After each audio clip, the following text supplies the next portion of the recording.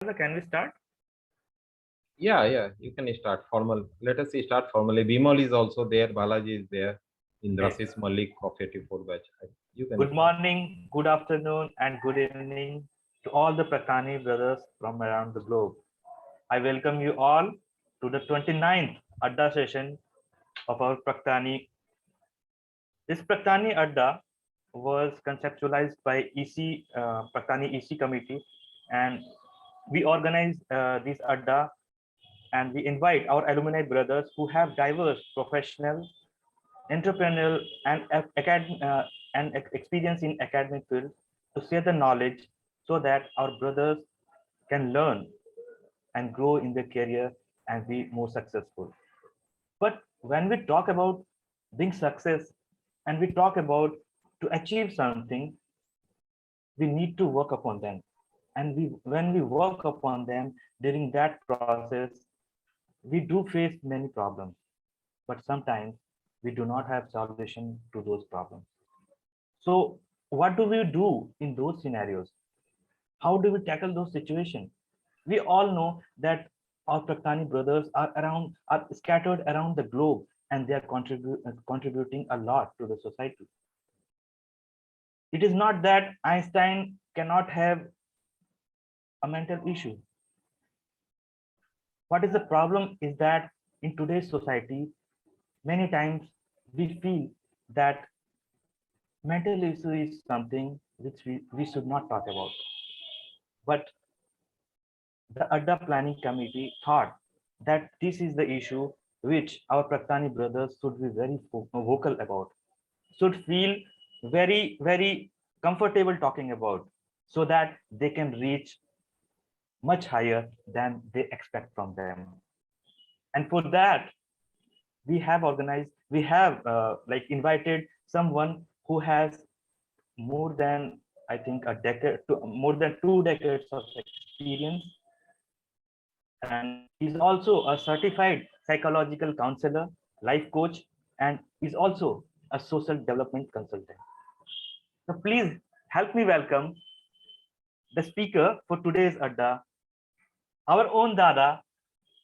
I welcome Prakash Dada on the stage to kindly start his session. Prakash Dada, stage is all yours.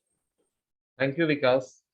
It has been pleasure to see you all and greetings to all my brothers and pranam to all the elders, brother. So today's topic is a bit different since awareness around this topic is not so much in India, but now about the structure of this session, I like to keep it very informal, a type of interactive session. So without any formal structure like PPT, presentations, and other things, let us talk. Let us do a real type of addebaji. It means we will talk freely on many topics of common interest, which is common to all, and we will gossip about how is life, how we are going on, and what is the exciting changes in life which we can do. Now, coming back, 3 days back, one of my RKMV brother messaged me about this session which I am planning. That why you are giving this topic? I don't need to reprogram me to my version 2.0 discover. So I am my best version, and also I am comfortable with what I am. Then I then I asked him, if you are your best person, then you don't need any lecture or session or counseling. But if you are comfortable and you say that you don't need any change, then you need someone you can talk about it. Since if there is no change in life, if we are stagnant and at a same place, we are not moving ahead and we cannot make any change, we feel helpless in not changing our anxiety, stress, and other issues. So today our focus is on mental wellness, not about mental illness.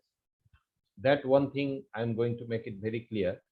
since there is a taboo around the world, mental illness and mental disorder. These are negative connotation. And in Indian society particularly, you won't believe that Srikanda must be knowing that 5 to 8% of the people are suffering from some mental stress and anxiety, depression, and many other mental disorders in various degrees, not severe degrees. It means 8 crores of people of India are suffering, and people are very shy of talking about it.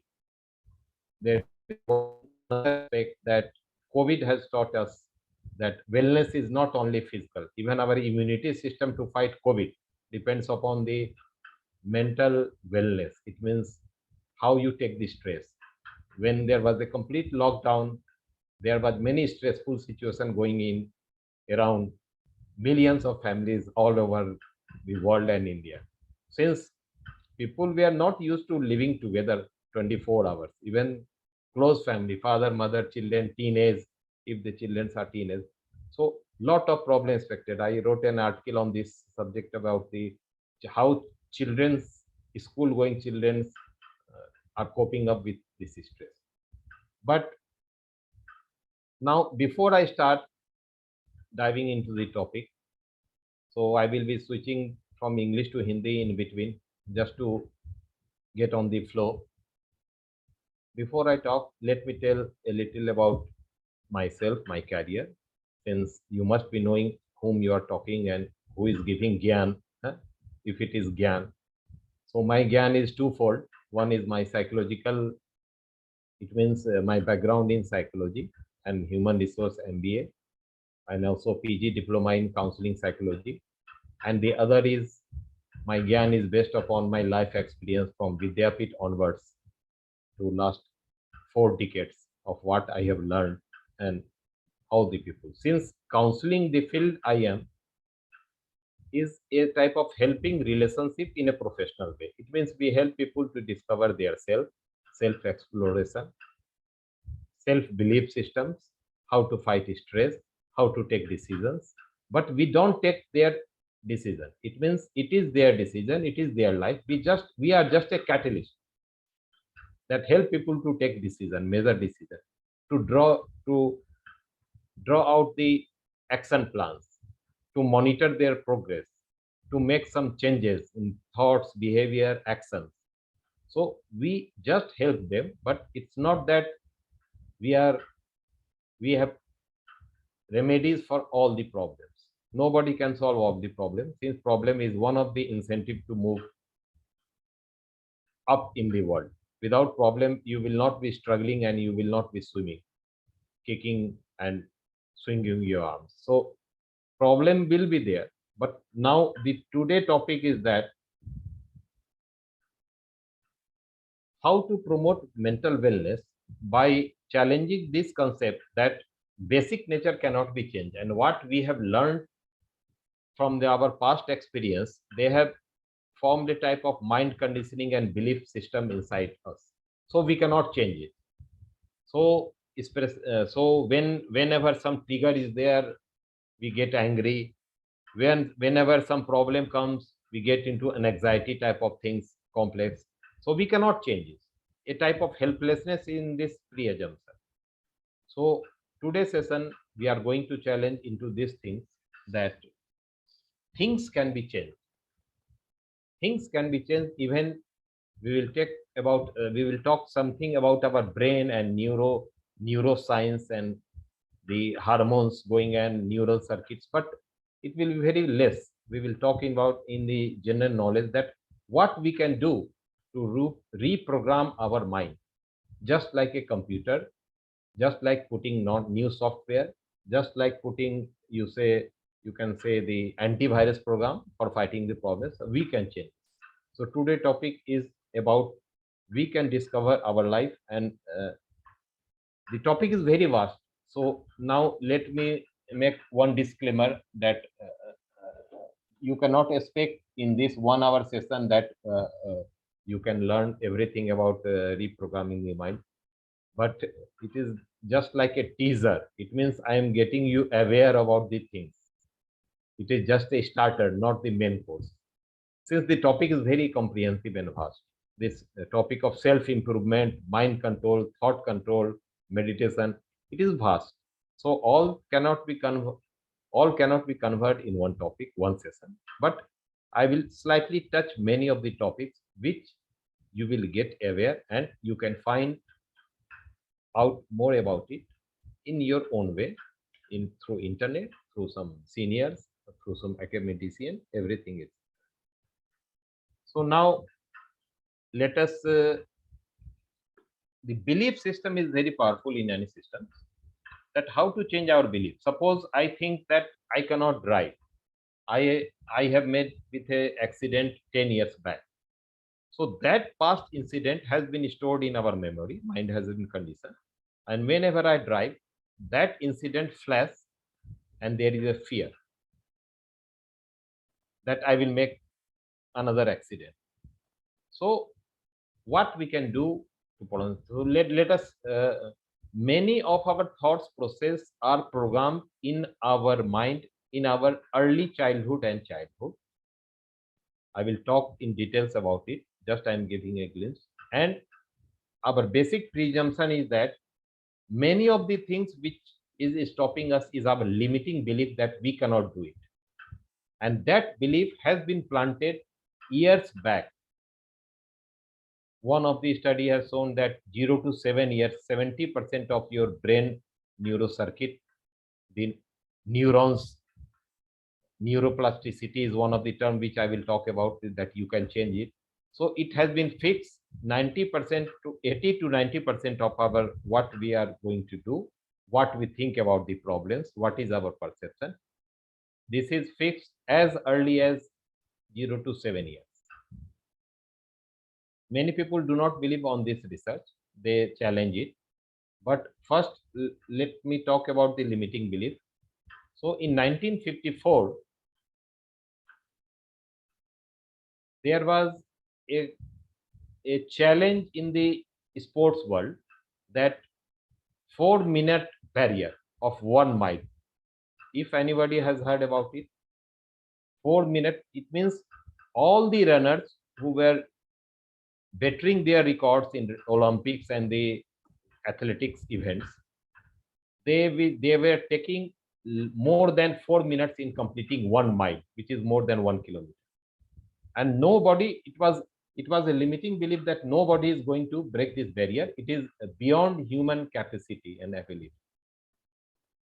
So what happened that in 1954, an Oxford graduate, Roger Bannister, he suddenly, without any formal training, with lot of efforts and motivation, he completed 1 mile race at that time in 3.97 something second. It means it was 3.57, below 4 minutes.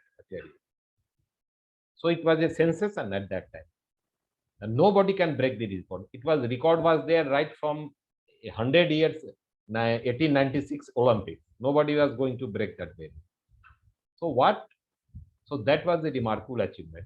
But what happened within 1 year was more remarkable.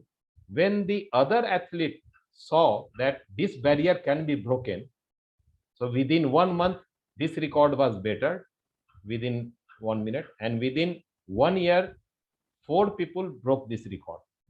Earlier in 80 years, there was no one crossing this limit. So this is limiting belief which we inherit in the childhood. So it is very difficult to get over. We will talk about the process, that how you will do it and other thing. The other thing is that in Gita, in the 3rd chapter, अभी तो विद्यापीठ की याद आ गई, गीता का चर्चा किए, वहां पर हमारे साधनदा थे, म्यूजिक टीचर कम अभिजीत तो चला गया शायद, Abhijit was there. So he was there and he was teaching Gita. In 3rd chapter in Gita, Arjuna asked Krishna that this mind is very fluctuating. It is just like a monkey. How we are going to control this mind? One of the topic today is that control the mind and thoughts process. So Lord Krishna said that it is difficult, but you could control the mind by he used the word, Sanskrit word vairagya and abhyas. The detachment from emotion, thoughts, and result. That is vairagya.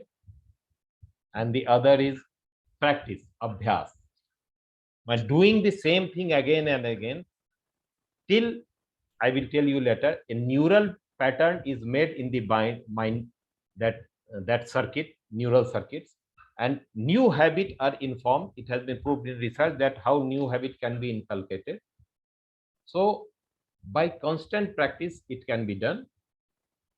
So first you have to do practice and practice. Even Lord Buddha, Gautam Buddha, took 13 years to get the knowledge about truth, about the suffering in the world. There are reasons of suffering. There is a Trishna and many other things.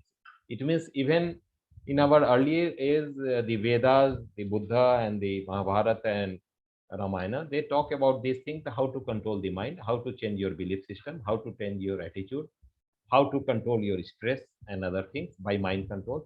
So these topics has been relevant from the ages.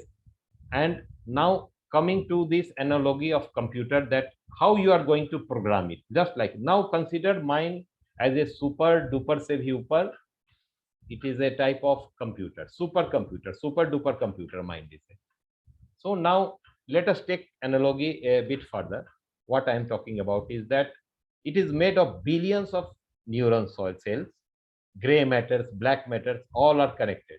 White matter and gray matter, sorry, black, not black matter. They are connected to synapses, and lot of parts, sub parts of brains are there, which are specified for special, like decision making, like cognitive ability, like spatial ability, motor movement. So all the brains are divided very neatly in different type of drives in our supercomputer. And now when the time the supercomputer was, when this brain, this supercomputer was made, there were some original default programs, which is our genetic material. So these days, lot of research has been going in the genetics. So it has told us that every people has some genetic disposition. There is a DNA printing and coding and decoding of the DNA. So original program, you have no control. First, you realize what you have control and what you cannot control. It was during the conception of the child in the womb of the mother that original DNA was conceived. It was original program by her. It you cannot change. After the birth, जब बच्चा होता है तो उसका फिर programming शुरू हो जाता है. There are some new programs being added by the computer. Now, where is the input device? इस कंप्यूटर में इनपुट कौन सा जगह से आ रहा है? Which is conditioning your mind. जो आप अभी बने हो वो एक दिन का नहीं है. It is long way. बहुत पहले से ही बनते आ रहा है और आपका प्रोग्रामिंग उसी समय शुरू हो गया, right from the birth.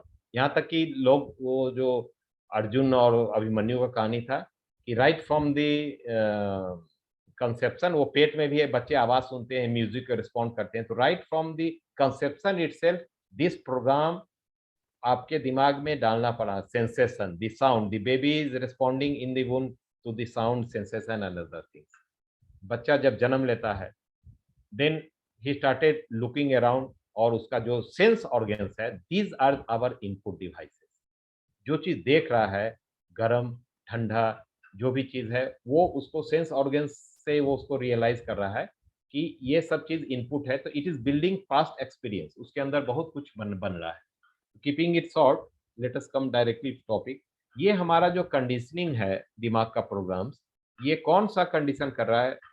Who are writing the programs? जब हम छोटे बच्चे हैं तो हमारा प्रोग्राम हमारे माँ बाप लिख रहे हैं, हमारे भाई बहन. हम किस स्कूल में पढ़ रहे हैं, विद्यापीठ, तो विद्यापीठ ने बहुत कुछ कंडीशनिंग हमारा अपना प्रोग्राम राइट किया, रीराइट किया. उसलिए विद्यापीठ के बच्चे जब अपने ग्रुप में मिलते हैं तो बोलते हैं कि हम लोग ये नहीं कर पाते हैं, विद्यापीठ ने ऐसा बना दिया, हम ये नहीं कर पाते हैं, there are some limitation. So ये प्रोग्रामिंग होते जाएगा till we grow up and mature, जब तक हमें पता नहीं है कि ये प्रोसेस हो रहा है. और बहुत तरह का इसमें प्रोसेस होता है. तो इट गेट न्यूरल सर्किट जो होता है, दिमाग का जो neural circuit, they are being, their path is being activated, और जो भी आपका पास्ट मेमोरीज एंड कंडीशन है वो आपको इमोशन के साथ और एक्सपीरियंस के साथ अटैच करके, it is getting attach with your emotion and experience, and they get fixed, उसलिए आप रिएक्ट करते हो in a certain way without any reason. आपको कोई बात बचपन की याद आ गई, यू गेट सैड। कभी कभी कोई बात नहीं भी याद आ रहा है, you are getting sad. Who is affecting these emotions? आप तो अभी कुछ नहीं कर रहे हो, अभी तो कोई ऐसा सिचुएशन नहीं है, व्हाई यू आर फीलिंग, इसको बोलते हैं।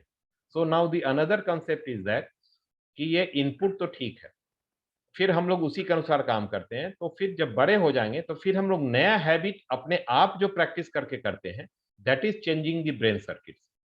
उसको कैसे किया जाए टू गेट मोर इफेक्टिव, इस पर हम बाद में आएंगे, what are the techniques and process.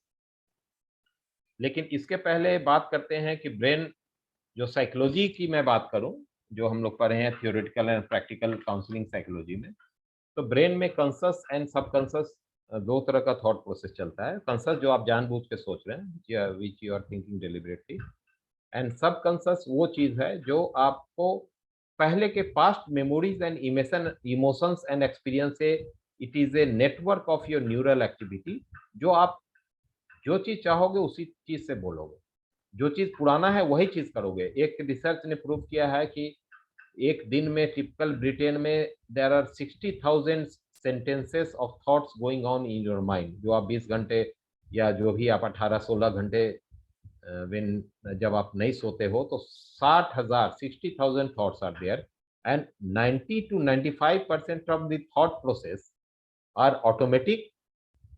जो सबकॉन्शियस दिमाग है उससे आ रहा है, it is automatic, you are on a auto mode, आप चेंज नहीं कर रहे। जो कल आया था या एक हफ्ते पहले आया था, एक महीने में, वही रिपीट करके आ रहा है। तो you are in a loop, आप बार बार आपके दिमाग का जो सबकॉन्शियस प्रोसेस है उसी के लूप में आप चल रहे हो, और वही आपको गाइड कर रहा है, और वही आपको एक तरह से एवरीडे एक्शन में जो आप नहीं कर पा रहे हो, कोई चीज करना चाह रहे हो, there is a fear, there is an anxiety, आपने कुछ काम लिया, एंग्जाइटी आ गया, तो all these problems are rooted, मैं उतना डिटेल में नहीं जाना, सबकॉन्शियस पार्ट। ठीक है, अब इसमें क्या है कि हम कैसे रिप्रोग्राम करेंगे, यहाँ पर मैं ब्रेक लूंगा और आपसे, क्योंकि टॉपिक्स नया है, उसमें बीच बीच में ब्रेक लूंगा, इनफॉर्मल सेशन में बातचीत होगी आपसे, जो भी क्वेश्चंस होंगे। तो जो भी चीजें हैं उसको रीप्रोग्राम करने के लिए हम लोग इसके बाद वाले सेशन में बात करेंगे कि क्या करना चाहिए, ताकि हम अपने old habit pattern, thought patterns को कैसे ब्रेक कर सकते हैं। इट इज नॉट इजी, क्योंकि आपका माइंड का कंडीशनिंग प्रोग्रामिंग बचपन से ही शुरू हो गया है, इट हैज बीन फिक्स्ड, और बहुत मुश्किल होता है। आपने देखा होगा कि जो नशे की आदत है, जिसको एडिक्शन है, या कोई एक तरह का थिंकिंग पैटर्न्स बार बार, या डिप्रेशन का टेंडेंसी है, तो वो इतना आसानी से नहीं हो सकता। उसको मैनेज किया जा सकता, कम किया जा सकता है, बट उसको पूरा, जिसको कहते हैं, हटाया नहीं जा सकता है, क्योंकि वो आपके deeply imprinted in your mind, neural circuits. But there is a hope that if you are aware of the process, you can take your steps to make the changes in your thoughts pattern, behavior pattern and action pattern. तो उतना deeply नहीं जाते हुए सिर्फ last point मैं ये बोल रहा हूँ कि ये हमें होप देता है, जो एक नया साइंस अभी आजकल चला है, जो न्यूरो साइंस से कनेक्टेड है, साइकोलॉजी या न्यूरो साइंस की, उसमें एक वर्ड आया है न्यूरोप्लास्टिसिटी। उस पर हम बाद में बात करेंगे और भी डिटेल। न्यूरोप्लास्टिसिटी बोलता है, it means that brain has the ability to create new neural circuits। Neural का मतलब सोचने और काम करने का नया ढंग क्रिएट किया जा सकता है। Conditional to this is the fact that you have to use the right process, और आपको लगातार प्रयास करना पड़ेगा, टाइम देना पड़ेगा, मोटिवेटेड होना पड़ेगा, आपको लिख के प्रोग्राम्स बनाना पड़ेगा। You have to divide your life in a type of rituals, जो एक डेली रूटीन होता है। There are lot of process, अगर आप उससे करोगे तो you can change your habits pattern, जो डीपली इनग्रेन्ड है। ठीक है, इसको बोलते हैं neuroplasticity. It means ability of the brain to adapt to new habits. तो बस अब मैं यहीं पर ये छोटा सा सेशन मैं बंद कर रहा हूँ। उसके बाद मैं चाहूंगा कि ये जो कॉन्सेप्ट मैंने बात किया, देयर आर मेनी क्वेश्चंस जो लोगों के दिमाग में आ रही होंगी, तो मैं चाहता हूँ कि अनम्यूट करके अगर आप कुछ पूछना चाहते हैं तो पूछो। विकास, देखना कौन पूछना चाह रहे हैं उनको जरा सा, या आप हैंड रेज कर सकते हैं। अभी तक जो मैंने बात किया, जो टॉपिक को मैंने इंट्रोड्यूस किया है, अभी उसका प्रोसेस मैंने नहीं बोला है, ठीक है। तो टेक्निकली इसको और करेंगे। तो सत्यम कुमार रेज हैंड। तो सबसे पहले सत्यम अपना क्वेश्चन पूछो, कीप इट शॉर्ट। प्रकाश दा, मतलब मेरा क्वेश्चन था पब्लिक पॉलिसी के रिगार्डिंग है कि जैसे Okay. बिहार में अचानक से एक दिन शराबबंदी लागू कर दिया गया, तो जो लोग हैबिचुअल ड्रिंकर्स होते हैं तो यह भी, तो यह चूंकि पता है कि उनका हैबिट्स ओवरनाइट, आप एक दिन लॉ लेकर आते हो तो उसका वो ओवरनाइट उनका हैबिट जाएगा नहीं। तो फिर स्टार्ट में हम लोगों ने देखा लोग मेडिसिन और अलग अलग विड्रॉल सिम्टम्स, यस, हाँ वो कंज्यूम करते हैं। तो इस प्रकार का जो कोई भी पब्लिक पॉलिसी ला रहे हैं तो इसमें आपका जो साइकोलॉजी वाला एंगल है वो यूजुअली लोग सोचते नहीं है। मतलब जैसे बिहार में लागू किया गया, लेकिन उन लोगों को धीरे धीरे शराब से अलग ले जाने के लिए कोई अलग इंस्टीट्यूशनल मैकेनिज्म अभी तक भी इस्टेब्लिश नहीं हुआ है, जिसके कारण फिर आपका इलीगली चीजों को किया जाता है। तो पब्लिक पॉलिसी में इस चीज को कैसे इंटीग्रेट किया जा सकता है? ठीक है। जस्ट मैं, ये टॉपिक से बाहर है, ये पब्लिक पॉलिसी है, मैं तो पर्सनल बात कर रहा था। लेकिन इसमें बिहार गवर्नमेंट में there was a serious policy mistake, क्योंकि आप इस तरह से मैकेनिकल ढंग से जो अल्कोहल एडिक्शन है उसको अचानक विड्रॉ नहीं कर सकते। लोग जानते हैं कि there is proper drug de addiction, एक प्रोसीड्योर्स है, डी एडिक्शन क्लिनिक्स है, उसमें धीरे धीरे विड्रॉ किया जाता है under medical supervision, drugs and many and psychological support, counselling also there. और उसमें भी बहुत रिलैप्सेस होते हैं, जैसे ठीक हो गया थोड़ा आदमी, फिर वापस गया, फिर से शुरू कर दिया, ठीक है। तो this was a major policy blunder. Suddenly you can not stop by decree. आप एक लॉ बना के, जैसे दहेज को आपने बंद कर दिया, दहेज बंद है, इलीगल है dowry system, but it is still there in the village and many other middle classes families, अभी भी खत्म नहीं हुई है। तो social and psychological problem can not be solve in one go by one public policy law. तो ये तो गलत है, और इसका प्रोसीजर अभी भी गलत है। और बिहार ही नहीं, पूरे इंडिया में जो जो साइकोलॉजिकल डिसऑर्डर्स हैं, जितना 8 से 10 करोड़ आदमी इफेक्टेड है, तो उसका कोई मेडिकल इंफ्रास्ट्रक्चर नहीं है। नंबर ऑफ साइकियाट्रिस्ट भी जो मेडिकेशन साइड में है बहुत कम है। Ratio is very low, very low. क्या मैंने, डिस्ट्रेसिंग सिचुएशन है। काउंसलिंग जो हम लोग नए फील्ड्स में आए हैं उसके बारे में अवेयरनेस नहीं है। तो lot of problems is there, so we will talk about that later. Any other question? We will proceed further. Prakash, there was one more question, which is that there are some research which show that there is nothing called free will. Everything is based on chemical reactions, and we are reacting based on that. But this concept of plasticity is a neuroplasticity is very interesting. yeah. It is opposite to that thought. ना, I will tell you.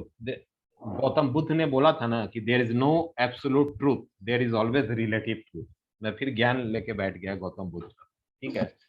कोई भी चीज जो आज research हो रहा है, और कोई एक आप लिमिटेड रिसर्च के सैंपल पर आपने कुछ डिक्लेयर कर दिया, देयर इज नो वर्ड तो आना ही नहीं चाहिए। ये एकदम सही नहीं है, एकदम गलत है। ये कोई रिसर्च का फाइनल जो कंक्लूजन है उसका पार्ट होना ही नहीं चाहिए, पहली बात। दूसरी बात, न्यूरोप्लास्टिसिटी, ये सिर्फ साइकोलॉजी वाले बंदों ने नहीं इसको एडमिट किया है। न्यूरोप्लास्टिसिटी में जो ब्रेन के सर्जन है, न्यूरो सर्जन्स में, अगर जब चोट लगती है दिमाग में, ट्रॉमेटिक चोट लगती है, ब्रेन में some damage, some part of the brain is damage, hypothalamus damage है, सेरिब्रम डैमेज है, सेरिब्रम डैमेज है, सम पार्ट इज डैमेज।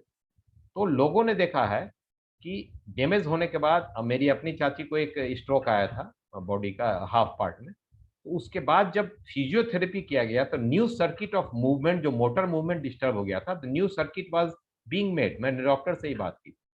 तो this neuroplasticity is not psychological concept, जिसको आप बोलिएगा कि साइंस, एग्जैक्ट साइंस नहीं है, क्योंकि we are based on research and many type of interpretation of the public, जिसको बोलते हैं क्लासिफिकेशन हम लोग करते हैं लोगों का, क्या नॉर्मल है, क्या ये है। तो it can not be exact science. लेकिन एग्जैक्ट साइंस वाले भी न्यूरोप्लास्टिसिटी को मानते हैं। Brain has unique adaptability. जब ब्रेन में चोट लगती है और आदमी एक पार्ट इफेक्टेड हो जाता है, कोई भी चीज, सोचने का पार्ट, तो बार बार प्रैक्टिस करा के, जो मैं अभी कुछ टेक्निक्स का बात करेंगे, उसको डेवलप किया गया है। There are many proven research about. So brain can establish, जैसे आपने पढ़ा होगा ना कहीं भी, कि मान लीजिए कि मेरे मेरे केस में मैं एक ऑर्फेन चाइल्ड केयर सेंटर में एसओएस चिल्ड्रंस विलेज में काम करता था। वहाँ एक लड़की का लंग्स में पल्मोनरी आर्टरी सप्लाई ही नहीं हो रहा। I work in this organisation. वहाँ छोटे छोटे बच्चे आते थे, 10-15 साल पलते थे हम लोग उनको, education and everything we got to establish. उस बच्ची को मैं डॉक्टर के पास गया यहाँ दिल्ली में, तो दिल्ली में सर्जन ने बोला कि इसका जो आर्टरी है, पल्मोनरी आर्टरी जो हार्ट से सप्लाई करती है लंग्स को, वो है ही नहीं बाय बर्थ। लेकिन अभी तक जिंदा कैसे है 12 साल की लड़की? तो बॉडी ने एडेप्टेबिलिटी में नए जो है टर्टियरी आसपास में, पता नहीं डॉक्टर दादा बताएंगे, उसका मैं नाम भूल रहा हूँ टेक्निकल, कि अपना नया नया आर्टरी पास के ऑर्गन से उसने खींच लिया है। Body has tremendous adaptability, and brain के बारे में लोग अभी भी बहुत कम ही जानते हैं। But neuroplasticity is a fact, and there are many research. You can Google it, you will get. Yes. ठीक। No, I was not doubting. I was just saying that there are alternative theories. So I wanted your view. In psychology, what happens that there are many alternative theories. अगर आप Google करना शुरू करोगे मेरे topic पर, तो you will get confused. लेकिन जो कहते हैं ना कि जो आपका भला करे वही भला है, आप अपने ऊपर आजमाओ, ठीक है ना? जो चीज आपको सूट करेगा, it is type of homeopathic and Ayurvedic type of alternative medicine of mind. तो बहुत सारी थ्योरीज हैं, और जितने भी साइकोलॉजिस्ट एंड काउंसलर हैं, सबका स्टाइल अलग होता है। मेरा अलग है, उसका अलग है, कोई डिफरेंट स्कूल्स के हैं। But there is common thing that there is a hope, there can be changes, you should be optimist, problems will be there, but it can be manage to a working level. बस हम लोग यही काम करते हैं। Problem कभी खत्म नहीं होगा, ना स्ट्रेस खत्म होगा, ना जिंदगी में खत्म होगा। मैं अपना स्ट्रेस तो झेल रहा हूँ रोज दिन, दूसरे का मैं कैसे गारंटी लूंगा कि स्ट्रेस खत्म होगा? But there are many techniques, अगर आप अवेयर हैं तो you can fight it in better day and you can manage it. That is my humble submission. ठीक है, तो और कोई क्वेश्चन है तो मैं आगे बढ़ूं? हम एक क्वेश्चन पूछना था, मतलब जनरली एक, कौन बोल रहे हैं? मैं विकास बोल रहा हूँ। हाँ विकास बोलिए। जनरली एक नॉर्मल सा मतलब हमेशा मैंने सुना है कि 90 डेज, कोई भी चीज का हैबिट बनाने के लिए 90 डेज मतलब कुछ करना चाहिए। देखो, इसमें एक ऑक्सफोर्ड में जो रिसर्च हुआ था ना, हिंदू ट्रेडिशन के अनुसार, यहाँ पर हिंदू वाले विद्वान संजीव भी आए हुए हैं, बहुत पढ़े हुए हैं, he is very knowledgeable person Sanjeev.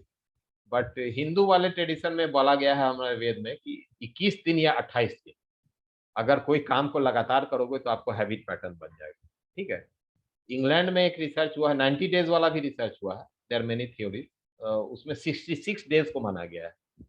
आप इसको गूगल करोगे तो 60 डेज वाला रिसर्च आ जाएगा कि हैबिट फॉर्मेशन में 66 डेज एग्जैक्ट कितने 6,000 सैंपल में किया गया कि नया हैबिट बना रहे हैं पुराने हैबिट को छोड़ने के लिए, हाउ इट कैन। तो कम से कम 66 डेज कोई चीज को आपको पूरा पैशन के साथ, पूरा प्लानिंग के साथ एंड रेगुलर करना पड़ेगा, चाहे वो डाइटिंग हो, चाहे वेट लूजिंग हो, चाहे वो एडिक्शन का हो। तो ये इंग्लैंड का रिसर्च है, बट ये कोई एब्सोल्यूट ट्रूथ नहीं है, क्योंकि different habits take different time. कुछ हैबिट्स में इससे ज्यादा भी लग सकता है, कुछ कम भी लग सकता है। और दूसरा बात है कि एवरी पर्सन इज यूनिक, हर आदमी का अपना एक डायनेमिक्स होता है। मेरा कितना विल पावर है, ठीक है ना, मैं कितना अपने आप को रेगुलेट किया हुआ, मेरा डिस्ट्रैक्शन कितना है, मेरे परिवार वाले मुझे कितने सपोर्ट कर रहे हैं। हैबिट फॉर्मेशन में ये सब फैक्टर्स भी जो पैरामीटर्स में है, external factors, this also effect. तो यू कैन नॉट गारंटी कि हैबिट ठीक हो जाएगा, लेकिन एक बात तो है कि रेगुलर करने से कोई भी चीज आप लोग खुद महसूस किए होंगे, तो your muscle develop, so brain circuit can also be develop, जो मैं उस टॉपिक पर आ रहा हूँ। ठीक है, तो मैं आगे बढ़ूं क्योंकि 50% of my session has been covered. ठीक है, आगे बढ़े क्या? ठीक, ओके। तो पहला बात यह है कि हम लोग को कुछ बात प्री एज्यूम करना पड़ेगा अगर हम चाहते हैं अपने अंदर चेंजेस करें, अपने विचारों में, अपने ब्रेन पैटर्न्स में, अपने ब्रेन को रीप्रोग्रामिंग करें। तो कुछ एजम्पशन, आपको मेरा बात सही भी नहीं लग रहा होगा, you have to assume it, pre assumption about any problems and needs analysis.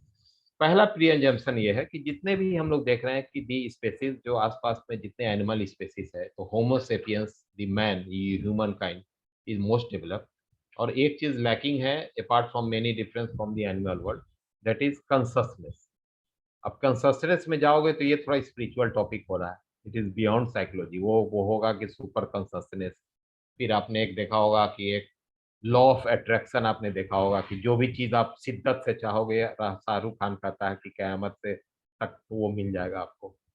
ठीक है, तो लॉ ऑफ अट्रैक्शन है। There are many other theories कि एक यूनिवर्सल एनर्जी है। आप भगवान जिसको मानते हैं, जो एथिस्ट है वो कहते हैं यूनिवर्सल एनर्जी है। तो अगर उस कंसेप्शन से जोड़ लोगे तो जो भी आप डिमांड करोगे जिंदगी में, तो दीज आर जस्ट थ्योरीज। और ये फायदा इसलिए कुछ लोगों को करता है, many peoples are getting benefit, people believe in it. Human belief is very tricky thing. अगर आप कोई चीज में बिलीव करते हो तो प्लेसिबो इफेक्ट, जो डॉक्टर्स भी जानते हैं और होम्योपैथी को भी एक्यूज किया जाता है प्लेसिबो इफेक्ट, कि नकली दवा भी खिलाया जाएगा और आप पूरा विश्वास से ले रहे हो तो बॉडी अपने आप फाइट कर लेगा। ठीक है ना? तो same thing there are many. आप जाओगे तो एक न्यूरो लिंग्विस्टिक प्रोग्राम है, एनएलपी। ठीक है ना? There are many, there is Silva mind power method. वो सिल्वा साहब थे 60 साल पहले अमेरिका में, वो कहें कि माइंड को कंट्रोल किया सकता है। But this is not exactly. फिर alcohol, double A, alcohol anonymous America में, उसको भी फाउंडर्स ने उसको अपना religion, Christian religion faith system के साथ जोड़ के शराबियों को, कितने करोड़ों शराबियों को उन्होंने एडिक्शन को, अल्कोहल एडिक्शन को ठीक कर दिया। But from the point of psychology, ये सब का साइकोलॉजी बेस्ड जो हमारा थ्योरी है उससे बहुत मैच नहीं कर रहा, थोड़ा बहुत मैच कर रहा है, but they are working since people believe in. इसलिए बिलीफ, आप किसी पर फेथ करते हो जस्ट लाइक गॉड। तो कोई भी टेक्निक्स जो मैं बातचीत करूंगा, तो एवरी टेक्निक्स कुछ आदमी पे फायदा करता है, कुछ आदमी पे नहीं होता है। तो मेरे काउंसलिंग एक्सपीरियंस में क्लाइंट्स आते हैं, क्योंकि मैं पर्सनल काउंसलिंग वगैरह में भी इन्वॉल्व हूँ apart from the NGO consultancy. तो phone counselling and face to face 40 से 45 मिनट का सेशन होता है। तो लोग उसमें शेयर करते हैं प्रॉब्लम्स में, 2-4 सेशन चलता है, depends upon the severity of जो भी इश्यूज है या प्रॉब्लम्स है। उसमें भी मैंने देखा है कि सेम टेक्निक अगर हम दो आदमी को सिमिलर प्रॉब्लम्स वाले को बताते हैं, तो दोनों पर सेम इफेक्ट या रिजल्ट्स नहीं आता। Then we have to change some technique, क्योंकि हर आदमी का जो पर्सनल, जो बोलते हैं कि एक मैट्रिक्स सिस्टम है, जो मैट्रिक्स मूवीज से कनेक्टेड है, इट इज डिफिकल्ट डिफरेंट।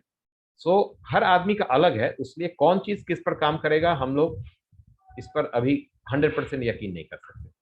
तो साइकोलॉजी एंड काउंसलिंग में सिर्फ थ्योरीज हैं, और उस थ्योरीज को प्रैक्टिकल करके हमको देखना पड़ता है। There are some psychological test also, और उसमें देखा जाता है कि क्या किया जाए, कौन सा इस आदमी के पर्सनैलिटी के अनुसार अनुरूप होगा, which will match his personality, उस तरह का हम लोग शेयर करने की कोशिश करते हैं। ठीक है, तो इसमें क्या होता है कि एक चीज साइकोलॉजी में, पहला एजम्पशन मैंने बोला कि कंससनेस है। इसका मतलब कि हम लोग मानते हैं कि हम लोग इवॉल्व बीइंग है, ह्यूमन बीइंग्स, किसी जानवर के पास कंससनेस नहीं है, उसको हम लोग इस्तेमाल करके ब्रेन को नया ये कर सकते हैं। दूसरी बात, हिंदू फिलोसफिकल इसके अनुसार माइंड, बॉडी एंड सोल का कनेक्शन है। तो माइंड बॉडी तो मेडिकल साइंस भी मान रहा है, माइंड को, माइंड ब्रेन को ही माना गया है सिनोनिमस। ठीक है ना? और बॉडी को माना गया, सोल को मेडिकल साइंस पूरा रिकॉग्नाइज नहीं करता, बट पीपल रिकॉग्नाइज इट, क्योंकि it is part of the belief system and cultural ethos. So इसको भी माना गया है। तो पहला एजम्पशन करना कि हम लोग हायर बीइंग्स है, तो हमारा एक कंससनेस है। दूसरा एजम्पशन हम लोग ये करते हैं कि कोई भी तरह का प्रॉब्लम है मेंटल वेलनेस का, मैंने थोड़ी देर पहले कहा, तो उसको पूरी तरह से आप ये मत समझो कि वो प्रॉब्लम आपको पूरी तरह से आप सॉल्व कर दोगे। There is no such thing as complete cure, लेकिन you have to bring it to manageable limits. आपको न्यू हैबिट, न्यू पैटर्न्स करना है, ताकि आपका जो जिंदगी है, जो आम दिन की जिंदगी है, you day to day life is not affected by those problem. ठीक है? तो बहुत तरह का आपने सुना होगा ना, ये मैनिया, क्लिप्टोमेनिया से लेके जो सफाई वाले लोग रोज दिन रगड़ रहे हैं, वो कोरोना के टाइम में भी लोग इतना ज्यादा सफाई करने लगे कि people, many of the people suffer from mental disorder of manias and phobias and other things. So if it is in manageable limits, no problem, आप अपने ही सेल्फ डिसिप्लिन से कर सकते हो। But if it is beyond your control और manageable limits नहीं, you have to bring it within limits. और उसके लिए आपको अपने परिवार वालों को, अपने फ्रेंड्स का, और जरूरत पड़े तो आपको professional psychiatrist and counsellor and psychologist का भी मदद लेना पड़ता है, वो तो अलग बात।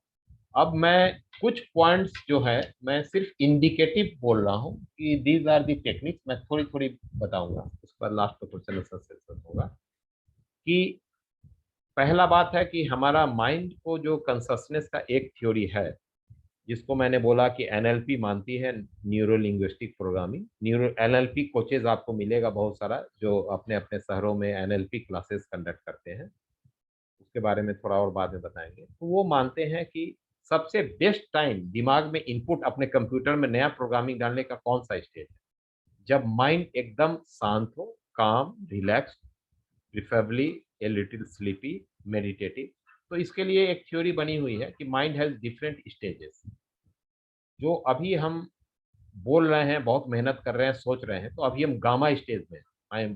तो मैं मेरा माइंड का फ्रीक्वेंसी है, it is 25 to 100 hertz. It is the highest जब मेरा दिमाग एक्टिव है। अभी हम कंसस दिमाग का ज़्यादा प्रयोग कर रहे हैं। अभी हम थॉट्स इमोशन ज़्यादा नहीं कर रहे हैं क्योंकि मुझे कुछ सेशन लेना है। तो सबसे हाईएस्ट है गामा, 25 to 100। इसमें अगर हम एजिटेटेड अवस्था में रहते हैं, काम कर रहे हैं, तो अभी हम कोई चीज़ इनपुट डालना चाहेंगे, कोई बात अपने दिमाग में, तो उतना अच्छा रिस्पॉन्स नहीं होगा। उसके बाद बेटा है, बेटा स्टेज है। बीटा स्टेज में वो होता है 12 to 30 हर्ट्ज है। तो वो भी काम करने का ही है, लेकिन कंसस दिमाग में। और जो आदमी सुबह उठता है तो बेटा स्टेज में आ जाता है। उसके जस्ट पहले जो हल्का नींद रहता है, हल्का नींद और हल्का, वो अल्फा स्टेज। मेडिटेशन में लोग अल्फा स्टेज में जाते हैं। उसलिए बहुत सारा कर रहा हूँ, वो इस बात पर जोर देता है, you take your mind to alpha stage. Alpha से भी कम है, थीटा और डेल्टा भी है, जो एकदम डीप स्लीप और स्लम्बर स्लीप है, उस पर हम बात नहीं करेंगे। अल्फा स्टेज का मतलब है, अगर आप कोई चीज अपने दिमाग को बोल रहे, ये करना है, ये करना है, प्लान बना रहे हो आप, और यही चीज आप मेडिटेशन में या रात में एकदम हल्का नींद आ गया है तो आप करते हो, तो वो ज्यादा अंदर तक जाएगा। This programming will be deeper. जो कहते हैं कि सबकॉन्शियस माइंड, जो एक थ्योरी है कि deeper part of the brains में वो न्यूरल सर्किट बनाएगा अगर आप उस समय दोगे। तो एक थ्योरी ये कहती है कि you have to put anything new, even habit, अगर आपको मोटिवेट करना है तो you have to give in alpha stage. पहला थ्योरी है। दूसरी बात, जो अभी न्यूरोप्लास्टिसिटी बालाजी ने भी बोला, न्यूरोप्लास्टिसिटी में डॉक्टर्स ने रिसर्च करके देखा कि कौन सा चीज करने में ब्रेन का पैटर्न जो है, न्यूरो जो सर्किट्स है, उसको चेंज करने का ज्यादा चांस है। उसमें करीब 5 चीज ऐसा उन लोगों ने पाया कि ये सब चीज करने पर ज्यादा ब्रेन में सर्किट चेंज होता है और आपके दिमाग में डीप इम्प्रिंटिंग होता है। जो भी चीज आप एक मिनट, कोई एडमिट के लिए, विमल को मैं एडमिट कर रहा हूँ, ठीक है। तो अगर डीप इम्प्रिंटिंग होना है तो सबसे पहला पॉइंट है कि यू टेक ए चैलेंज और do a new thing. Brain का सर्किट चेंज करने का पहला थ्योरी न्यूरोप्लास्टिसिटी का। इसका मतलब आप कोई नए, अपने आप को नए काम के लिए चैलेंज करोगे या आप नया चीज सीखोगे। जैसे अचानक कहा कि मुझे गाना गाने नहीं आते, मैं गाना गाना सीखूंगा, मैं हारमोनियम सीखूंगा, ठीक है ना, मैं घूमने जाऊंगा, गेम्स, न्यू प्लेसेस। अगर आप नए जगह अपने आप को चैलेंज करते हैं, उस समय न्यूरल सर्किट्स में देखा गया है, ईईजी में उसमें चेंजेस आ रही, neuro circuit is being formed and. इसका मतलब आप अपने आप को, इसका दूसरा मतलब ये है कि आप अपने आप को चैलेंज अगर करते हो, कोई नए गोल्स को रखते हो, लिखते हो, चैलेंज बनाते हो, यू चैलेंज योरसेल्फ, और उसके बाद उसको रेगुलर मॉनिटरिंग करते हो, तो there is more chance of success of breaking a habit and putting a new habit, और आप अपने लक्ष्य की तरफ बढ़ सकते हो। You can go for your aim in life. तो पहला थ्योरी है कि चैलेंज एंड न्यूट्रलिटी रहता है तो न्यूरोप्लास्टिसिटी का चांस रहता है। सेकेंड थ्योरी है इंटेंशन। इंटेंशन का मतलब है कि इच्छा, मतलब कि आप उसको रोज दिन याद दिलाओगे दिमाग को कि मेरा इंटेंशन ये करने का है। एंड इंटेंशन ही नहीं होना चाहिए, डीप इंटेंशन एंड एकदम पैशन के साथ आदमी को उस एक्शन प्लान के पीछे पड़ना चाहिए। तो उसके लिए बार बार एक थ्योरी है एफर्मेटिव स्टेटमेंट का। बार बार नहीं सुनते कि अपने आप को दोहराओ, मुझे ये करना है, मैंने कर लिया। एफर्मेटिव स्टेटमेंट साइकोलॉजी में कभी कभी काउंसलिंग में हम लोग इस्तेमाल करते हैं। तो बार बार इंटेंशन, अगर रोज दिन सुबह दोपहर शाम आप जो गोल्स बनाए हो या जो चीज करना चाह रहे हो दिमाग का न्यूरो सर्किट में, अगर इंटेंशन आप क्लियरली स्टेट करोगे, वेग नहीं इंटेंशन होना चाहिए, it should be very clear, particular, time bound, programmes के जैसा, तो आपका ज्यादा चांसेस है कि ब्रेन का सर्किट चेंज हो सकता है। तीसरा चीज है फोकस। स्पेसिफिक फोकस जो इशू पर है उसको याद दिलाने के लिए बहुत सारा टेक्निक है, मैं हल्का बताऊंगा लास्ट में। कि आप जैसे उस चीज का पिक्चर बना लिए, बोलते हैं ना विजन बोर्ड। मुझे ये काम करना है 10 साल में, मैंने एक बोर्ड बनाया, उसमें मैंने लिखा कि यहाँ ये कैरियर में पहुंचना है, इतना पैसे में पहुंचना है, इतना फैमिली का गोल्स ये है, ये गाड़ी खरीदना है, अपना मकान 10 साल में होगा। वो सब का पिक्चर लगाया, उसको चिपका दिया कहीं पर। Vision board is put and from में, और रोज दिन मैं देख रहा हूँ। और इसी तरह का सेकंड टेक्निक है जर्नल, इसका मैंने डायरी में लिखना अपने गोल्स को।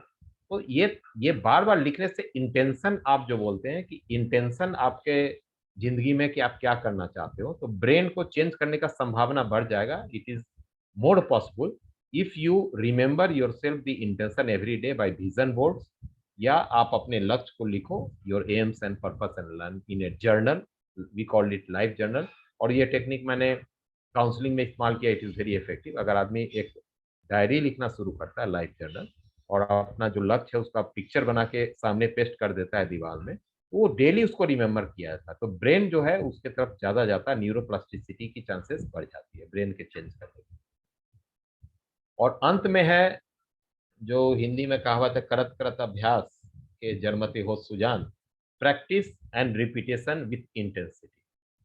बार बार उस काम को करने से, और इंटेंसिटी बीच बीच में बहुत तेज करना, फिर कम करना, तेज करना, काम करना, जो भी हैबिट आप इनकलकेट करना चाह रहे हो, सोचने का हो या एक्शन प्लान, तो उससे रिपीटेटिव थॉट्स, बार बार सोचना, और रिपीटेटिव एक्शन, एक पैटर्न के अनुसार अगर आप बार बार करोगे, रेगुलर करोगे, तो there is more chance that your brain will form a new circuit.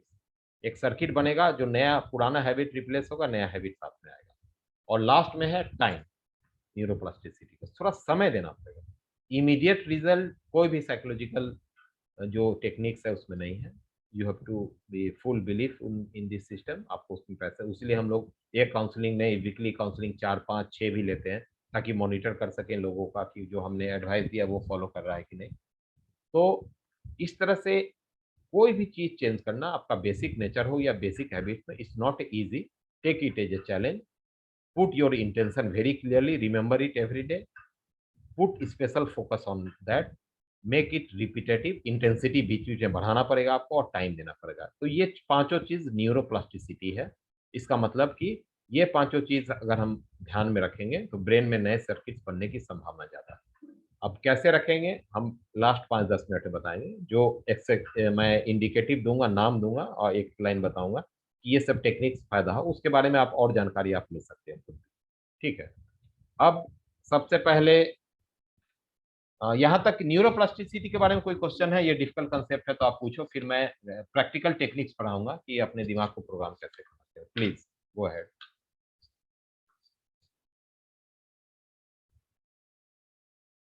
किसी का कोई क्वेश्चन?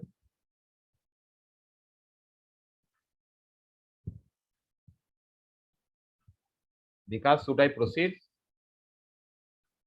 या भैया, ठीक है, चलिए तो चलिए मैं last leg of the session में आ रहा हूँ। दैट इज जो मेरी अपनी, अब मैं एक चीज पहले ही बता देता हूँ कि all this there are lot of theories going on in the net.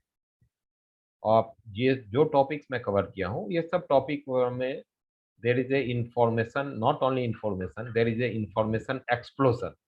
How to control mind, how to be become focus, how to change your life, how to break your habit. आपको YouTube से लेके net में there are thousand, क्या millions of articles.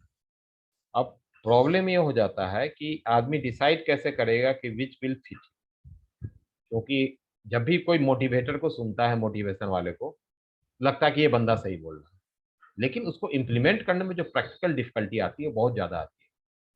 तो मैं कुछ points बता रहा हूँ जिससे आदमी को चेंजेस होने में it will be very fruitful, और इसमें बहुत सारे एक्सपर्ट्स काम भी कर रहे हैं।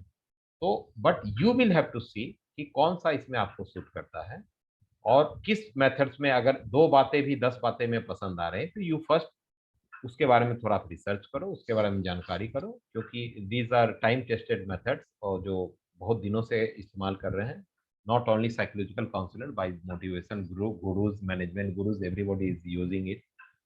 तो सबसे पहले मैं अब आ रहा हूँ, now I am coming to the last leg of this session, कि क्या स्पेसिफिक टेक्निक्स है। ये सब तो थ्योरी की बात ही होगा कि ब्रेन को चेंज किया जा सकता है, पैटर्न्स को चेंज किया जा सकता है। बचपन में मेरा दिमाग जो कंडीशन हो गया वो ओरिजिनल प्रोग्राम है, डिफॉल्ट प्रोग्रामिंग है, but I can change it अगर हम कुछ बातों का ध्यान रखें। लेकिन कैसे चेंज किया जाए, वो तो सबसे पहले तो मैं वही गीता का उसी श्लोक में आ रहा हूँ, 3rd चैप्टर का, कि सबसे पहले अर्जुन को बताया था कृष्ण कृष्ण भगवान ने कि माइंड को कंट्रोल करने का 2 ही टेक्निक है, वैराग्य डिटैचमेंट, और दूसरा अभ्यास प्रैक्टिस।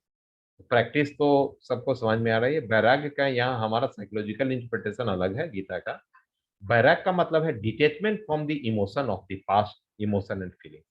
जो पास्ट के इमोशंस है वो बार बार आपको आके डिस्टर्ब करते हैं, जो आपके दिमाग में कंडीशनिंग हो चुका है।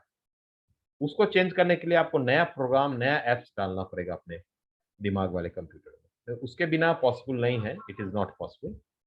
तो सबसे पहले एक टेक्निक बहुत इफेक्टिव है हमारे वैदिक काल से, ब्रह्म मुहूर्त बोलते हैं। ब्रह्म मुहूर्त में कोई काम करो तो बहुत अच्छा होगा, अर्ली मॉर्निंग।